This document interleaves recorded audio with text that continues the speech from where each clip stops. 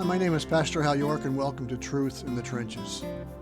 Today we're going to be in Proverbs chapter 20, verse 6. The title of this is called Wanted, Dead, and Alive, and I hope you will understand what this means when I finish. Our verse says, "Many a man proclaims his own steadfast love, but a faithful man who can find?" So I'm going to be talking about men today, because I think this verse is particularly pertinent to that. This sentence ends with a question mark. Surprising, because one would think with so many men proclaiming faithfulness, a faithful man would not be that hard to find, but apparently they are a rare commodity. Homes across North America need such men, but where are they? Churches need such men. Where are they? Obviously, the answer is not going to be found by talking to men. They will just keep proclaiming their own steadfast love, keep saying there's no problem. They will tell you repeatedly to listen to what they are telling you. However, despite all the talk of faithfulness and steadfast love, the search in many homes still goes on.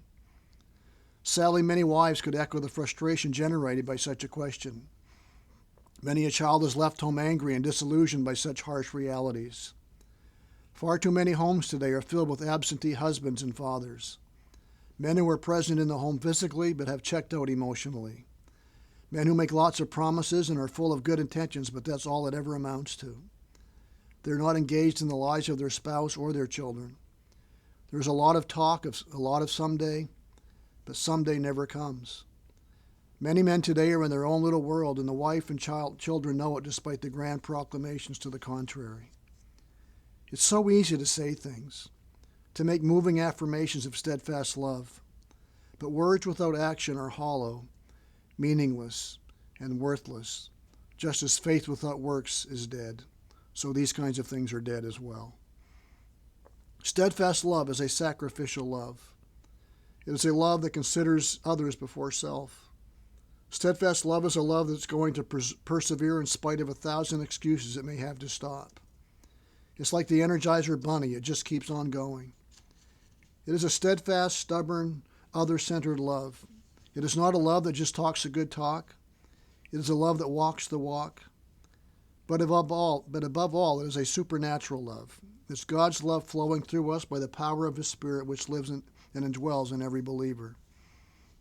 As the saying goes, talk is cheap, especially in the home. Steadfast love is a love that cherishes, protects, nurtures, and delights in the one being loved. It is a love that shows itself not in creeds, but in deeds, not in talk, but in the walk. We have the greatest description of steadfast love, stubborn love, in these verses from 1 Corinthians 13, very familiar verses. In verses 1 to 3, it talks about what someone is like who does not love, but just talks about it. It says they're noise, they're nothing, and they gain nothing. Verses 4 to 8, it talks about what this kind of love looks like. It's patient and kind. It doesn't envy or boast. It's not arrogant or rude. It does not insist on its own way. It's not irritable or resentful. It does not rejoice at wrongdoings, but rejoices with the truth. It bears all things, believes all things, hopes all things, endures all things.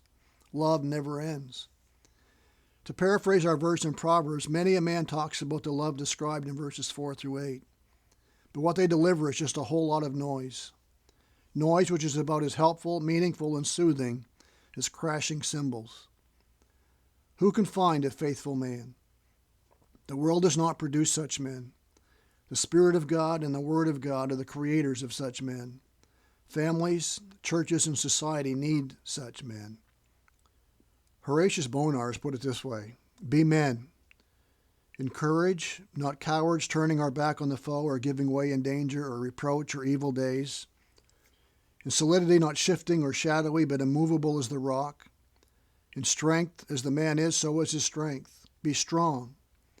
In wisdom, foolishness is with childhood, wisdom with manhood.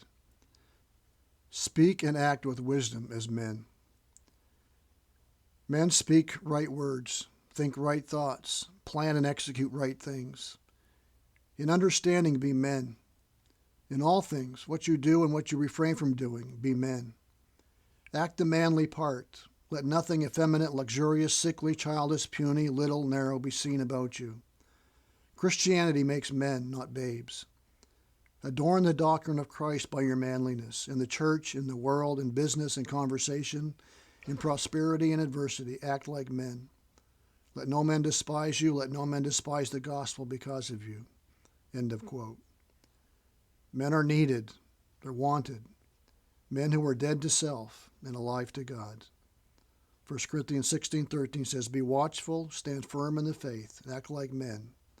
Be strong. May God use this truth to bless us and guide us and guard us in the trenches of life as we seek to live for his glory and the good of others in the trenches of life. God bless.